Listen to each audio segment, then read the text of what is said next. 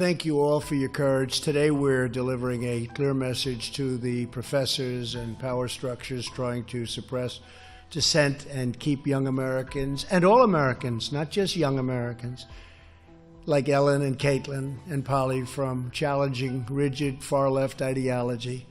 People who are confident in their beliefs do not censor others. We don't want to censor others. They welcome free, fair, and open debate, and that's what we're demanding.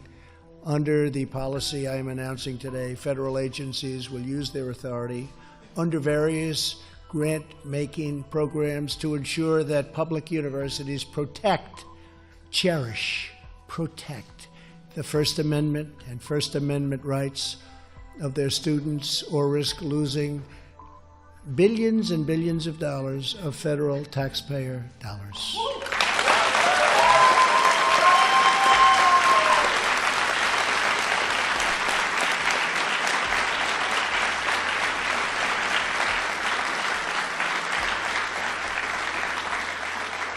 Every year, the federal government provides educational institutions with more than $35 billion in research funding. All of that money is now at stake.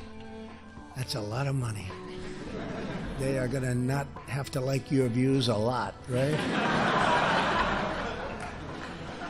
We will not stand idly by and allow public institutions to violate their students' constitutional rights. If a college or university doesn't allow you to speak, we will not give them money. It's very simple.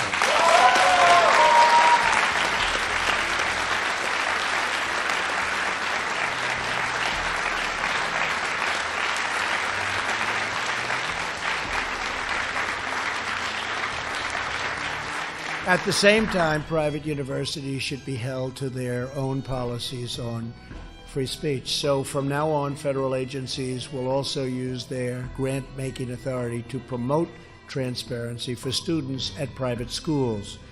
These colleges should not be able to promise free speech in theory and then impose restrictive speech codes in practice, which is what many of them do. Today's action is just the beginning of our efforts to protect free speech and advance our students' rights agenda. What I've been witnessing over the last long period of time, long before I became president, what I've been witnessing is outrageous.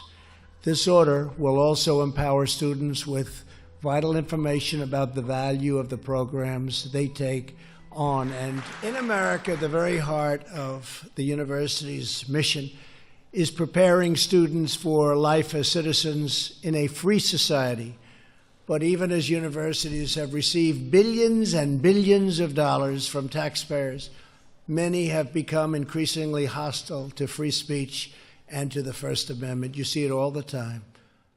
Under the guise of speech codes and safe spaces and trigger warnings, these universities have tried to restrict free thought, impose total conformity, and shut down the voices of great young Americans like those here today.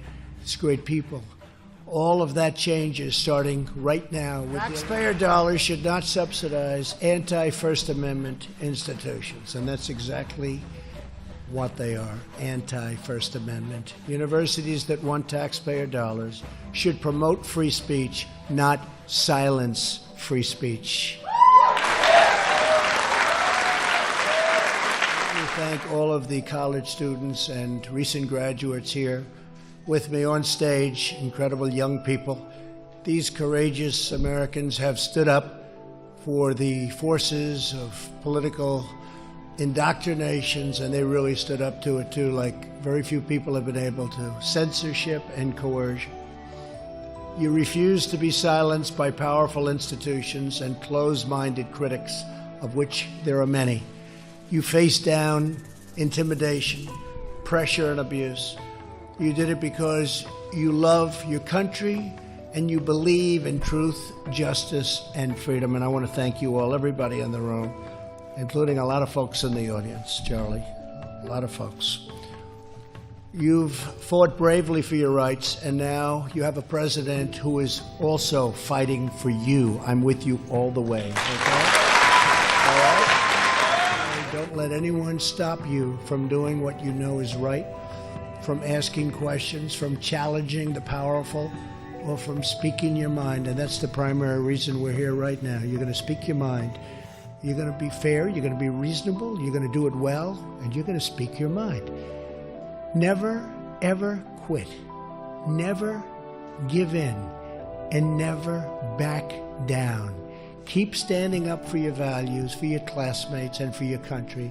And you can be certain that every day of my presidency, we will always support your rights and your freedoms and your future. Thank you all for being here. It is a great honor for me. I've been watching this for too long. I've been watching things that are unwatchable, and I don't like it. But we're going to do something about it. See, we like to act as opposed to just watching and saying, oh, isn't that a shame? We don't say that. We don't say that. You have just a tremendous future ahead of you, and this will make it a lot easier. And you get that point of view across. And listen to the other point of view. Maybe you can be changed and maybe not. I doubt it. But maybe. You never know. And you know what? If you can, that's okay. And you'll change them too. You're going to change them too. But ultimately, it brings people together. So congratulations. I'll sign right now. Thank you all for being here.